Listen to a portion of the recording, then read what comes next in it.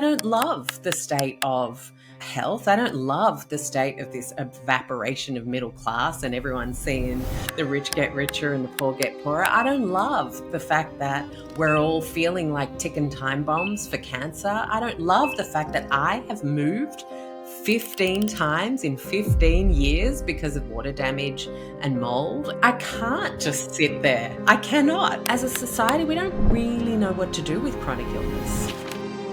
It's really hard because we can't define it. We're not very good at saying where it comes from. People are largely on their own to figure it out themselves. You're the only one who knows, actually. Nobody can feel what you're feeling in your body. People can try to relate, but nobody can feel your feelings. You gotta be in tune. Human rights equals safe place to live. Let's just say you live somewhere very peaceful and you still don't have the right to a safe, healthy home.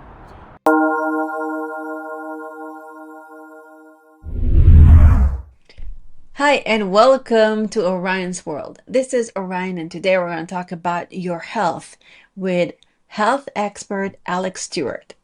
Alexx founded Low Tox Life by accident 15 years later with a top 0.5% podcast, 2 best-selling published books, 10 e-courses, and a thriving, inclusive community doing better for their health, each other, and our planet each day. Low Tox Life is here to stay. Alexx and I discussed how to basically reduce toxicity in your life, but also the broader perspective of how the intention you bring to food changes the way it affects you, so you can have a more empowered, self-sufficient, and inclusive way of connecting to food and to yourself, to your body, to your community. We also talked about her mold exposure, which really almost destroyed her life and her career, and how way more people need to know about the dangers of mold and how you need to protect yourself from this type of exposure. And if you're feeling something off, this might be one of the reasons you have, there's so many symptoms that mold can, exposure to mold can do. It starts with fatigue and brain fog, even like neurological problems. It can be really severe problems with your respiratory system. So it's really good for you to know about it. I hope you will enjoy this interview. If you do, please like, subscribe, comment, let me know. And yeah, that's it. I hope you enjoy it. Without further ado, on to the show. Hi, Alexx, and welcome to the show. Thank you so much for being here and helping us become a little more healthier in our lives. Oh, you're welcome, Orion. It's brilliant to be here. I'm excited. Yes. Before we begin, can you give me just a little, like the cliff note of your story of how did you become this incredible health expert helping so many people with their health? Oh, it's a complete accident, Orion, to be honest. So for me, I was traveling along very happily as a business consultant, helping businesses of all kinds optimize. I had a strong hospitality and retail career background very early on, and I just like making things better. I am wired to make things better. I always look around and think, how can we do this better? It's just been me since I was tiny. How was it like? What did you do when you were tiny? How did you make things better when you were tiny? Like, just simple things. Like I was a teeny tiny kid and we would have like these song contests at school and I'd be like, we should make this better so more kids feel like they can get involved. And then I would like create, like at 9 years old, I would, decide to produce the whole thing so that everybody could get involved and tell the teachers how we're going to do it and where we wanted to set up because that room was terrible. Like I just seemed to want to kind of be a bit of a bull in a china shop in my whole life. I've always been like that. And one of the most allergic eliciting sentences I can hear in a work environment or around a group of friends is, yeah, but that's kind of how it is.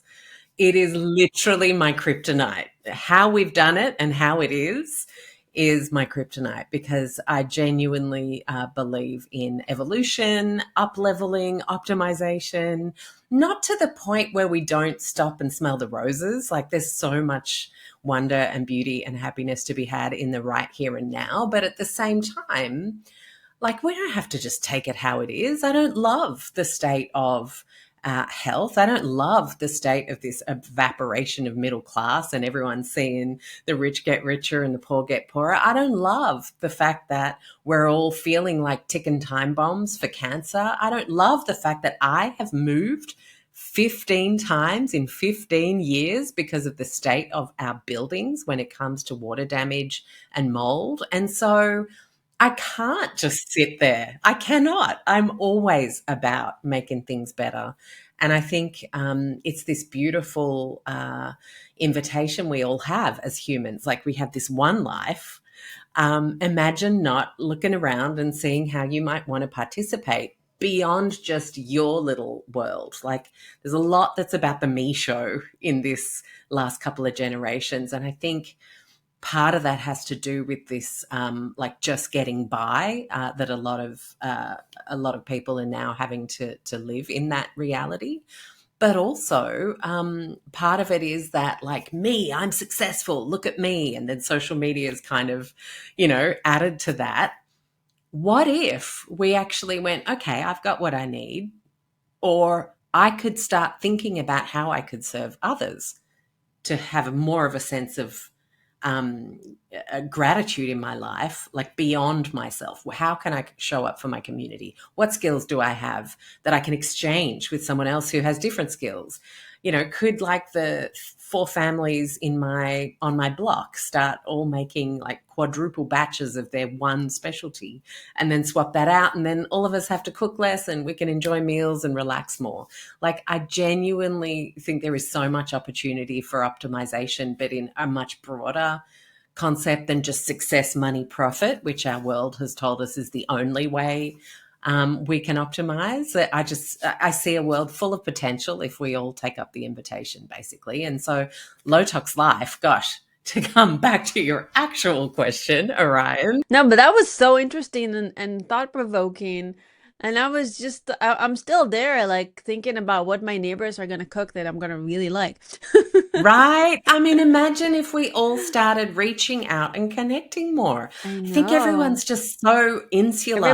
Are in their screens and in their own tiny world, and I've never lived my life according to norm. I left to Japan with like $700 in my pocket when I was in my very early 20s. First time out of the country, and everybody told me that I'm insane and what are you doing? But I get that a lot too. yeah, but I went, I traveled, I found my way. I ended up staying in Japan for 3.5 years. I found love. I, and then I moved to the States and I lived in New York and LA and Miami, and I'm all about following my dreams, even when the external world is telling me it's impossible. I got my little son that you saw before. Yeah, he's such a cutie. Yeah, doctors gave me 5% chance to conceive. And in my mind, I was like, no, I'm going to co-create with God and it's going to be 95%. So I love what you're saying about thinking outside the box and living our lives. Even within the health community, there are so many, like bumper stickers or rigid beliefs about how we have to do things. And people treat diets as dogma and religion and fight for it. So yeah, talk to me a little bit more about expanding our mindset when it comes to our lives, our food, our health, all that. It's really interesting. And optimizing this whole thing. Yeah, that's right. And that's kind of how Low Tox Life began. I had a couple of health issues that the conventional system was unfortunately unable to support me in. And I just want to preface this by also saying the conventional system has also helped me a lot in my life.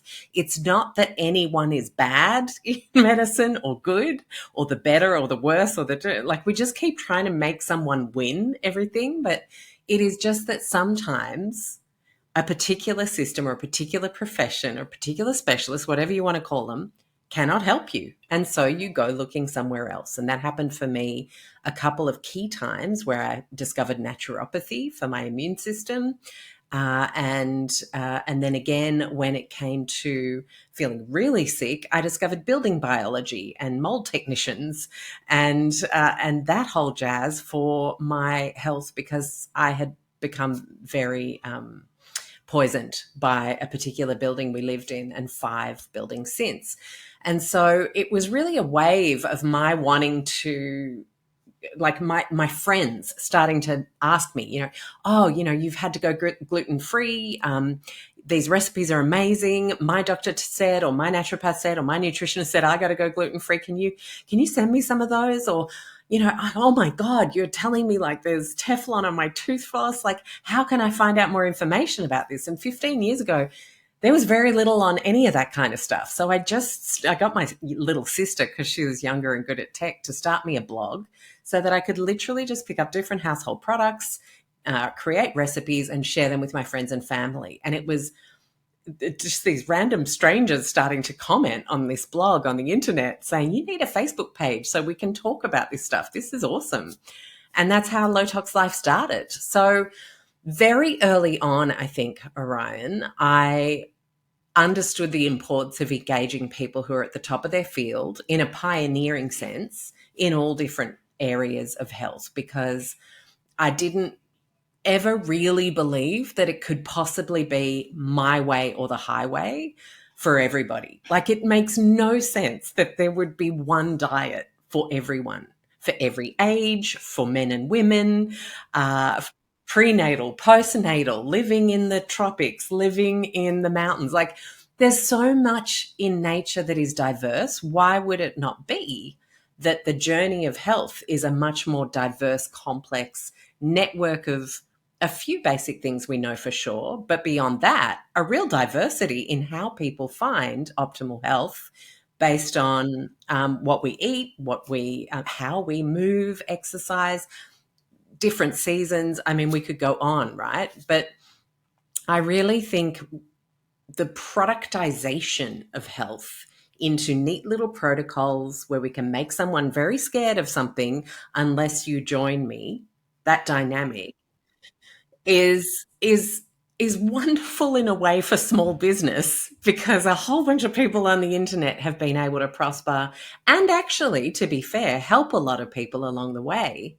But you and I probably know, I don't know about you, but I grew up watching, Oprah on my sick days from school, and it'd be the next celebrity diet and the thing, and you'd follow it for 2 weeks. And then after that, you'd kind of be like, well, I don't feel so good, or I'm not getting the results that celebrity talked about it. And then you start feeling ashamed and you start feeling guilty, and then you're not as pretty, or you're not losing as much weight, or all the things. And it's just this hyper externalization of what it feels to feel good. Well, I was really lucky because in my teenage years, I didn't even think about diets. I just ate, Oh, I love that for you. and that was it. I was just like, I know my sister, like her and her little friend, they started thinking about diet when they were pretty young, eating like an apple a day or something crazy like that. But for me, yeah, only now that I'm older and I'm like, okay, those love handles, we need to take care of them. And yeah, I'm way more in tune. I mean, of course, like I said, after so many years on this podcast, talking to so many people, and even without it, just like going to like a bazillion conferences and meeting lots of people, I was exposed to so many opinions about food and diet that I decided to try some things, but listen to my body. And I know what's worked for me. Like for me, what's working the best is having good quality high protein. I get like grass-fed meats, and I get organic as much as possible, and gluten-free works for me. Dairy less because I love cheese. And like a lot of people do just fine with dairy. That's the thing. I think we keep trying to say that everyone has to follow some sort of a rule book, or the new celebrity book has come out and therefore we're all following that now. I've interviewed, like you, Orion, I've interviewed hundreds of doctors and scientists and farmers and, like, you name it. And I reckon, I don't know about you, but I think the beauty of that is you see patterns of similarities, a thread, if you like, between what everybody's saying, that actually we know a few things for sure, and then different things work for different people beyond that. What do you know for sure? I know that we should be getting good sleep. And if you can't right now, then you should be investigating how to do that better, because sleep is so foundational, so cleansing, so restorative, so powerful for hormones, right? So if sleep is not your thing, make it your thing and find a way to make it qualitative with a really good trusted practitioner. There will be solutions. That we know for sure. What else we know for sure is great morning sunlight. I mean, if you can just stick your head out a window, if that's the best you've got, rather than hitting a screen straight away in the morning, then that is going to be a really powerful way to send a whole bunch of messages down to the cellular level, to start your day, to set your cortisol pattern up right for the day. Like, very powerful stuff. To have a ton of blue light shining in your face once the sun's gone down, also not a great idea. To eat a hugely processed food diet, also not a great idea. Eat local, fresh. But, all of that, I also feel like the older I get, the wiser I get, the more I think holistically, this is privileged to be nitpicking on these kinds of things, with how many people find it really hard to access great health professionals, and medical care, with how many people find it hard to access fresh, affordable food. So I will always add to that. It's nice if you get to nitpick and work on this stuff, because there's a lot of people who aren't. And I think everyone who does get to owes it to their fellow humans to think, well, how can we make this work for more people? But I'm also thinking about the diet I grew up on. I mean, I grew up on the Mediterranean diet, so there were lots of fruits and vegetables and proteins in the diet, and not very processed. But I remember eating lots of candies and not worried about anything, and I was just fine. I wasn't worried about any of the things we talk about until I was, I don't know, 26. Started to learn a little bit more about it, but I would eat anything and everything, and I was stronger and healthier. And I think it's also has to do something with your even with your mindset, with your belief. If you believe something is bad for you, it's going to affect your body. I genuinely subscribe to that.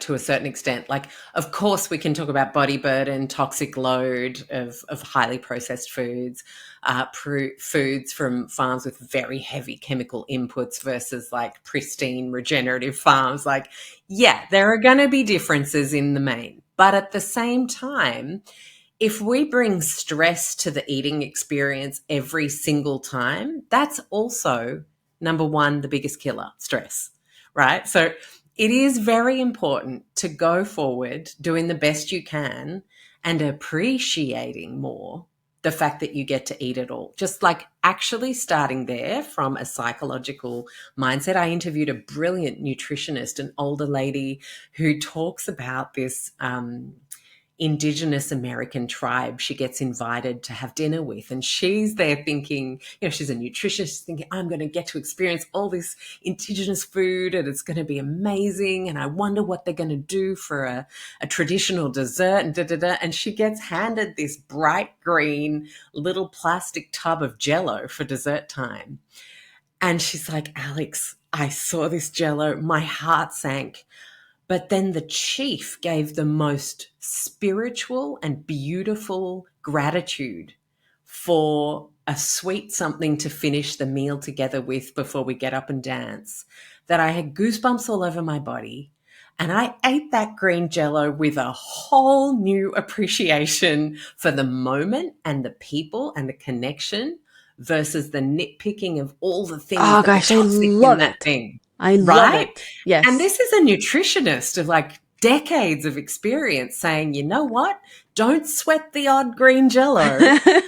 Sweat your attitude and how I love connected you are it. to the people in your life with a lot more, because that actually is one of the biggest success metrics for health. And Yeah.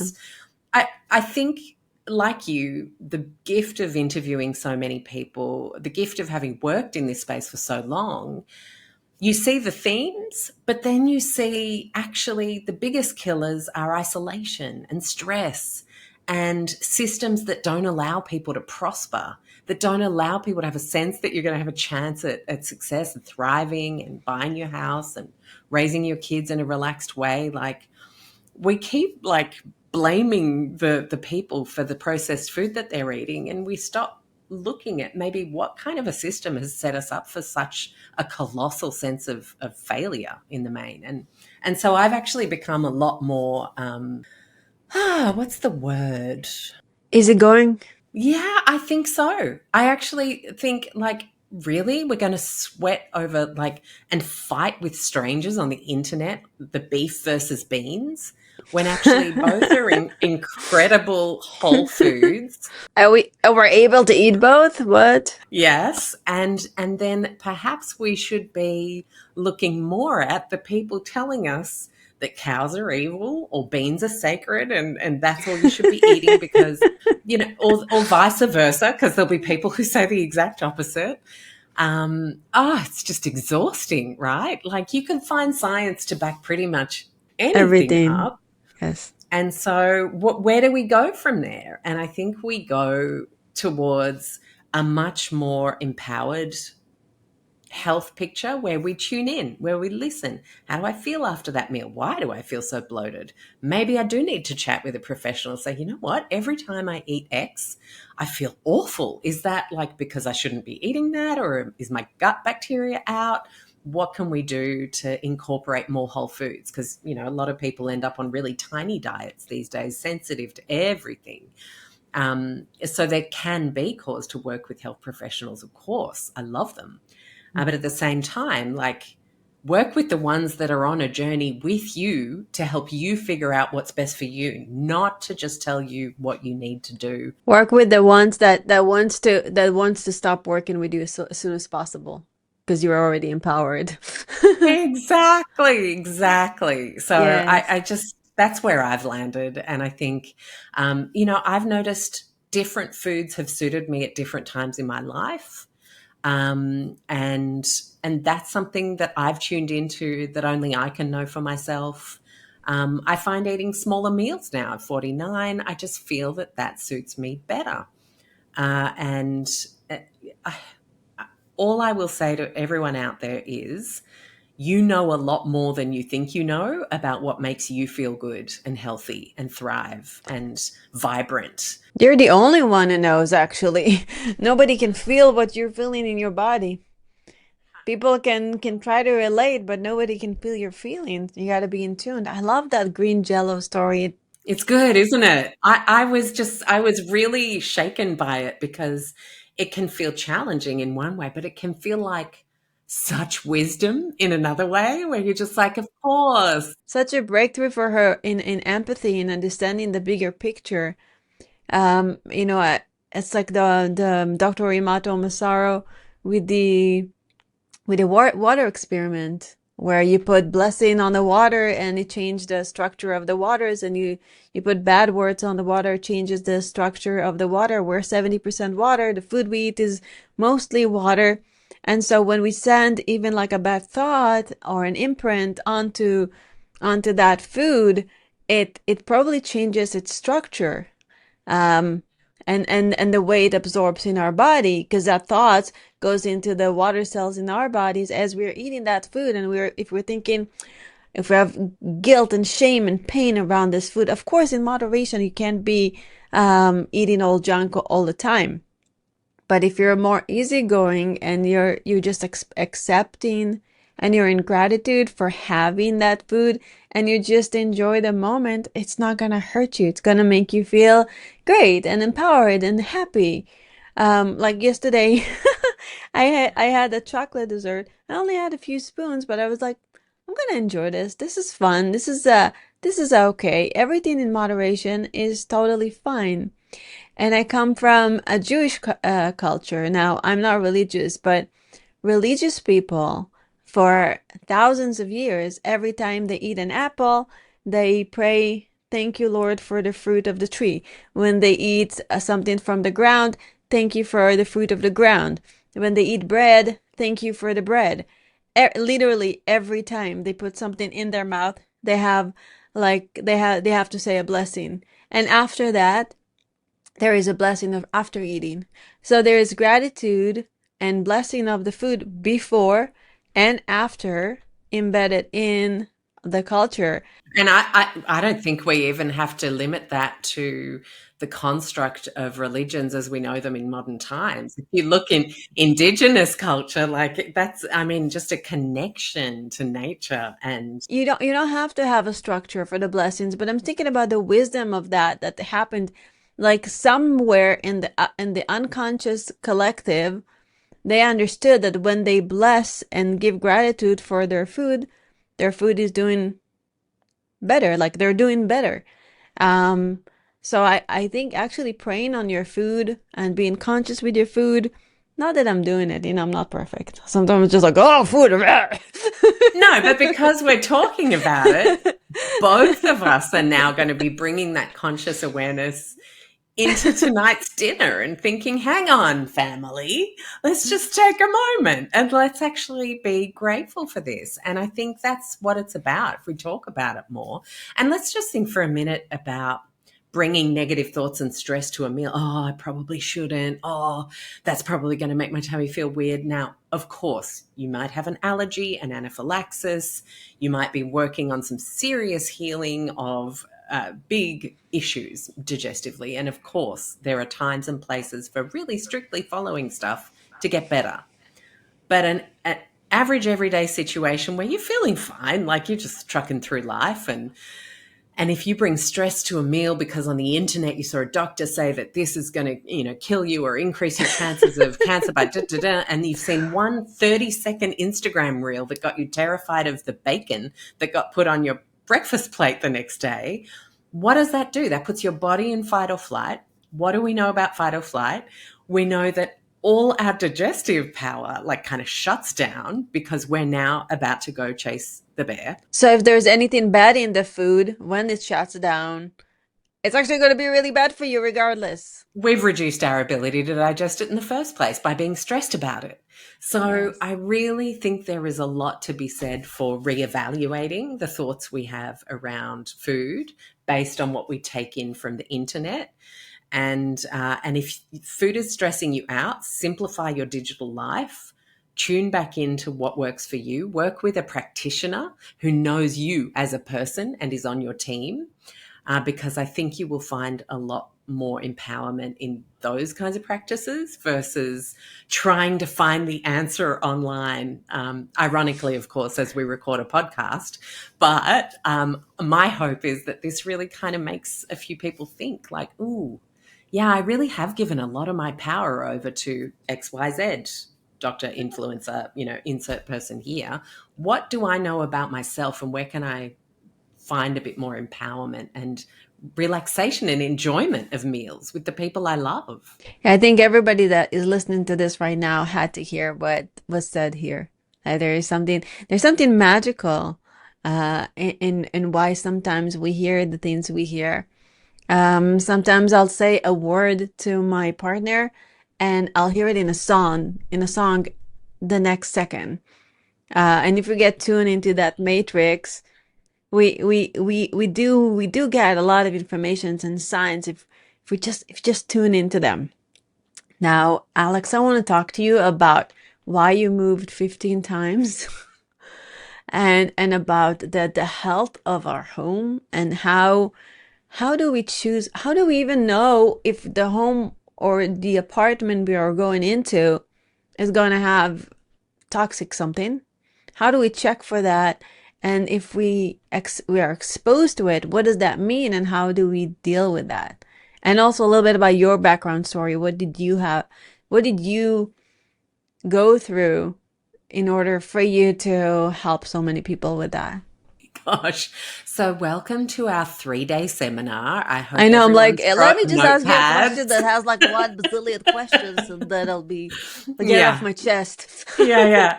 Yeah. Okay. So, how do I do this in a way that's not going to terrify people? Okay. Here we go. Let's terrify people. Imagine, if you will, a year where I had about 35, 40 symptoms, and they were kind of dominoing into my body over the course of about 9 months. It started with a leaky eye, which Ooh, culminated in tear duct surgery because that's what they said I needed. And even though I was, by then I was the low tox queen, I was running my courses, helping people ditch their everyday toxins in their lives. And, I was very healthy. And then this weird leaky eye thing happened.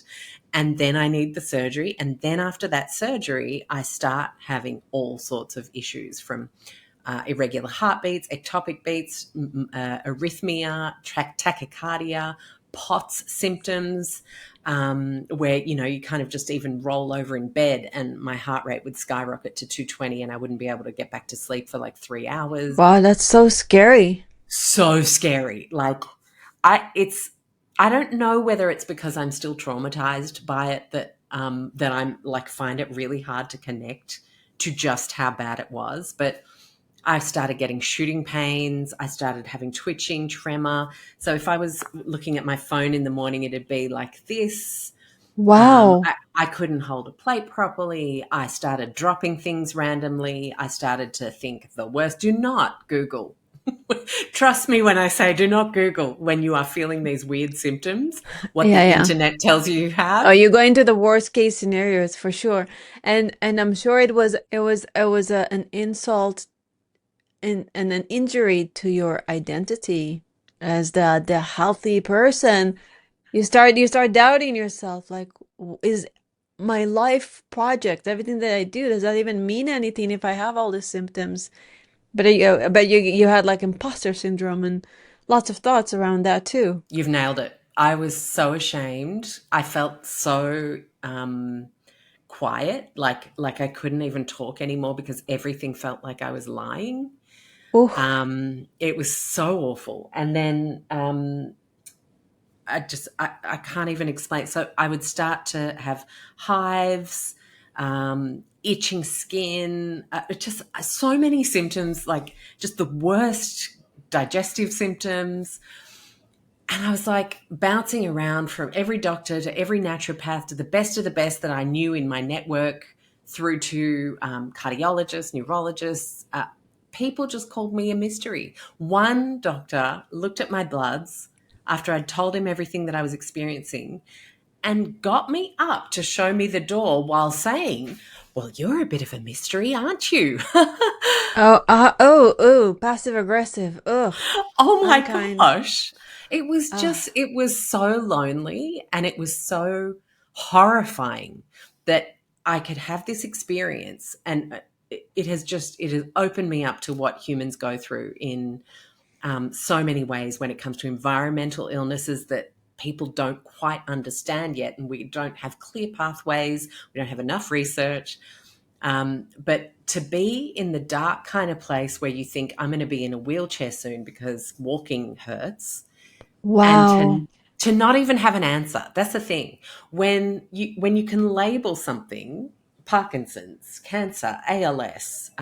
I'm not saying any of these things is good to have, mind you, but everyone can kind of fall in line, and we know what support looks like, and we know that it's all systems go on meal rotations for the family.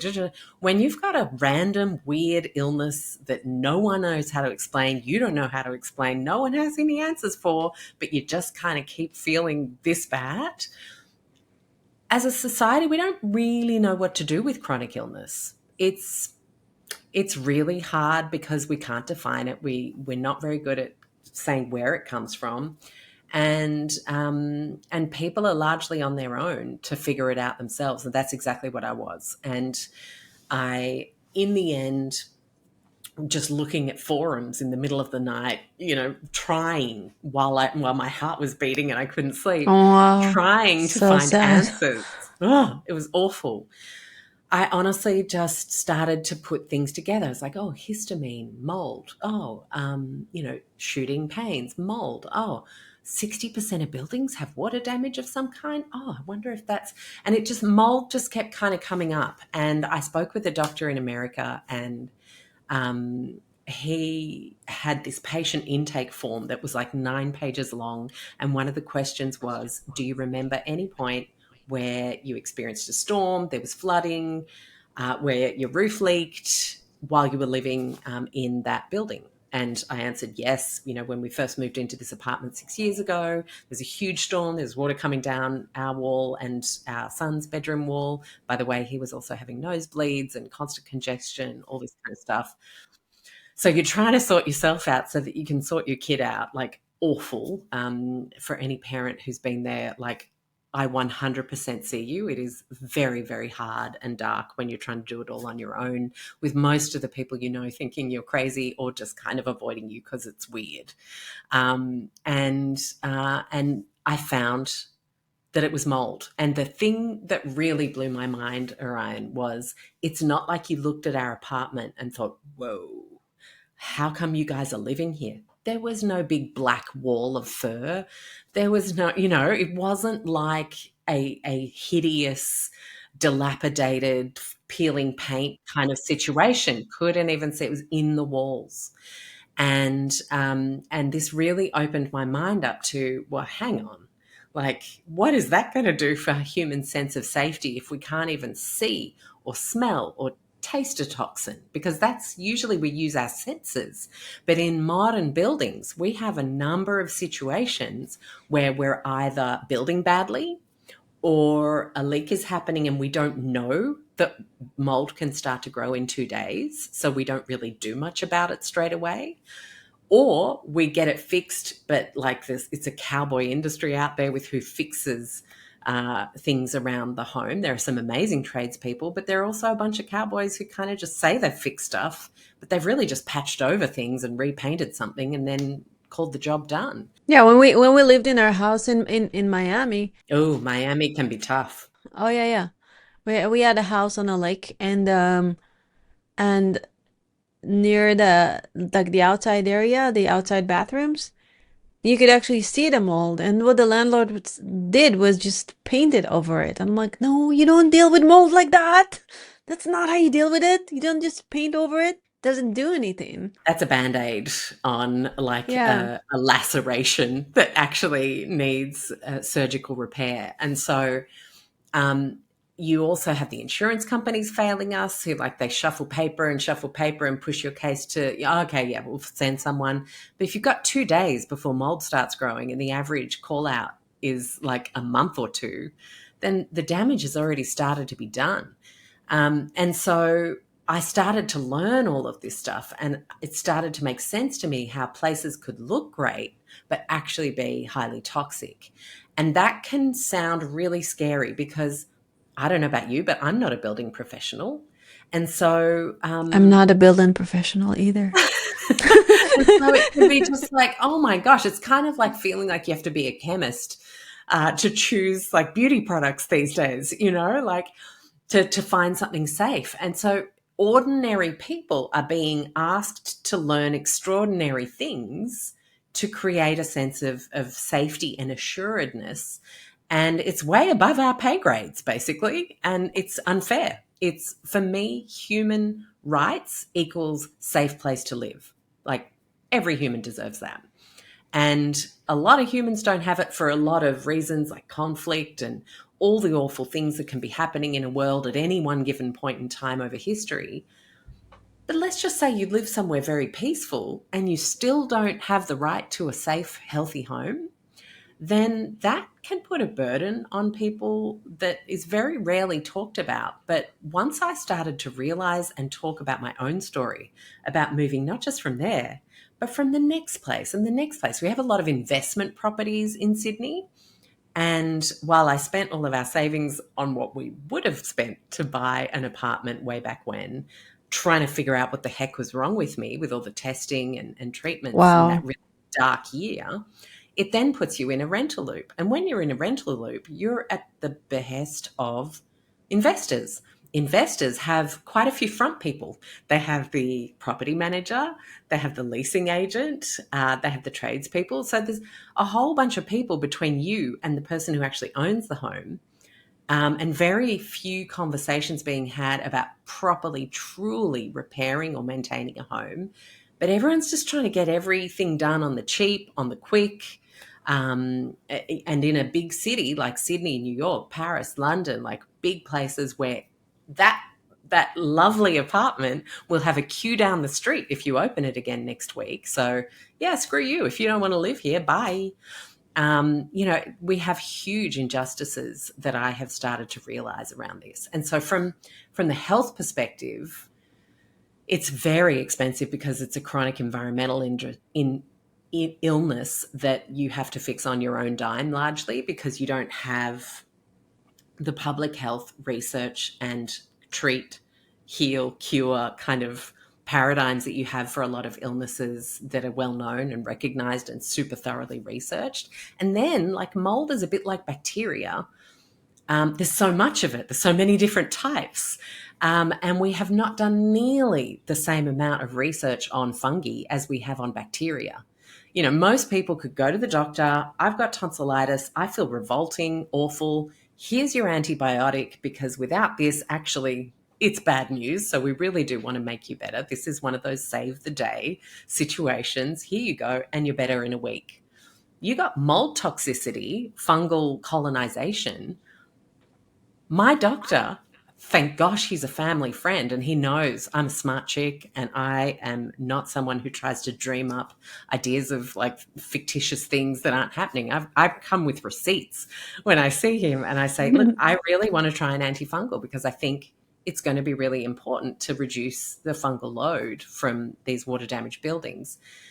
What was your process? So you moved from one apartment to another or home, whatever it was.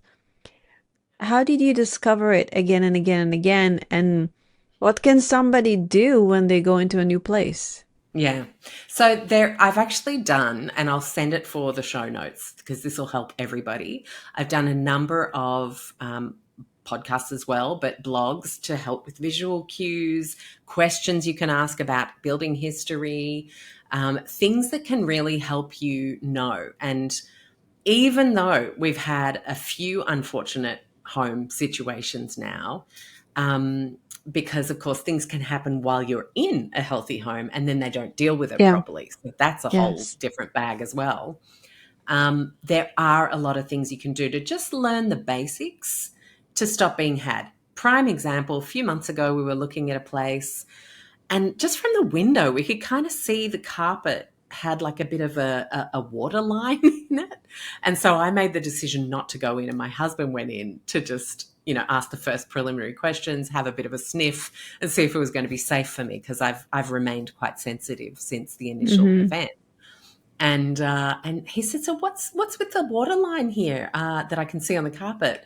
And the person who was showing the apartment that day said, there was the dishwasher leaked a couple of months ago. Months. Remember, we have 2 days before mold starts to grow.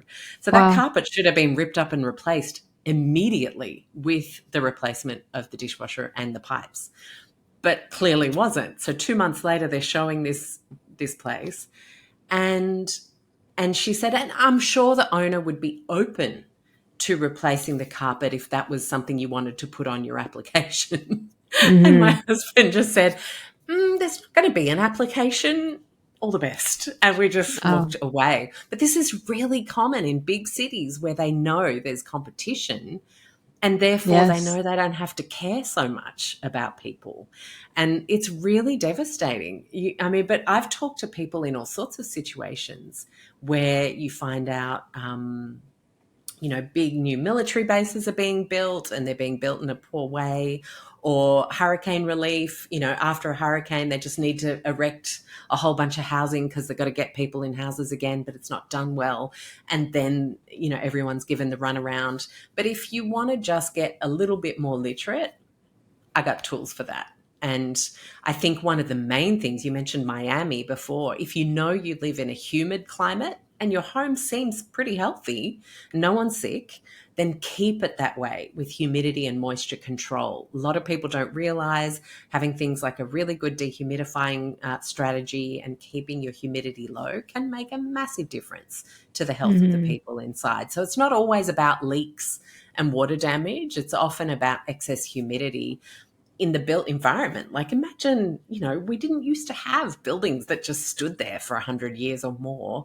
And so if they're in a humid or seasonal climate where it's dewy in the cold months and then really sweltering and humid in the hot months, like a New York kind of East Coast America vibe, then you need a contingency to monitor moisture during the change of seasons and manage it. But like I said at the start of this story, you're not a building professional. I'm not a building professional.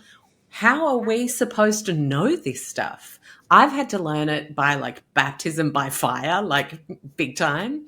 But like I said at the start of our conversation, I cannot know things and know people are suffering and not try and do something to help. So it was kind of the unexpected plot twist of Low Tox Life, adding in a whole bunch of mold information for people trying to navigate illness, as well as people trying to do their best to acquire or rent a healthy home and to keep that home healthy while we're in there. It Mm-hmm. takes work. Like we know we've got to look after our body, we've got to move it, we've got to eat good food. Our homes need health care as well. And I think that's a memo we haven't quite got right there yet. Alex, I have so many more questions for you, and we can go.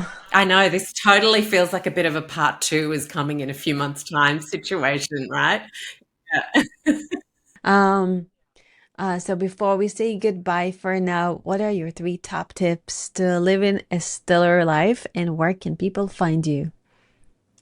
Oh, that is such a beautiful question. I'll start with where people can find me. That's Low Tox Life. So I trademarked Low Tox Life when I created the term back in 2012. And so a lot of people use the term low tox for something, they might be called Low Tox Farm or Low Tox this and that. But Low Tox Life is podcast, website, Instagram. That's how you know it's me. Then, in terms of stellar life top three, I think just remember your bestest, most cherished friends and be with them often and cultivate those friendships. That is just the kind of medicine that money can't buy. And a good laugh or a good cry with a good friend who you never have to pretend with is like truly one of the best things we can do for our health. Next is to give, to be of service, to think, how can I show up for other people? Because I think we forget how good that medicine is for us as well. And third, I will say, remember what we are. We are nature. And anything we can do to reconnect, go for that walk by the park, look at the water, just even look out at the horizon, get that sunlight in the morning, or go for a walk on a frosty day and feel the cool on your cheeks. We are supposed to feel all these variations that our planet gives us, and I think again, forgotten medicine. So they might not be three things that we often hear, but I think we need to start filling in the gaps with the less tangible, less protocolized things that drive health in people. Yeah. Well, thank you, Alex. This was amazing, very interesting. I hope you'll come visit us again here and share your wisdom. Thanks so much for having me, Orion. I love what you're doing. I love your braveness in having big, varied conversations where, you just go where the wind blows, because I think that's where the juice comes out. I mean, that's how I always feel. So I really appreciate your work. Yeah, thank you. Thank you. From one podcaster to another. I appreciate you too. Thank you. And thank you, listeners. Remember, your connection with your friends is medicine that money cannot buy. Be of service, connect to nature, and have a stellar life. This is Orion. Till next time.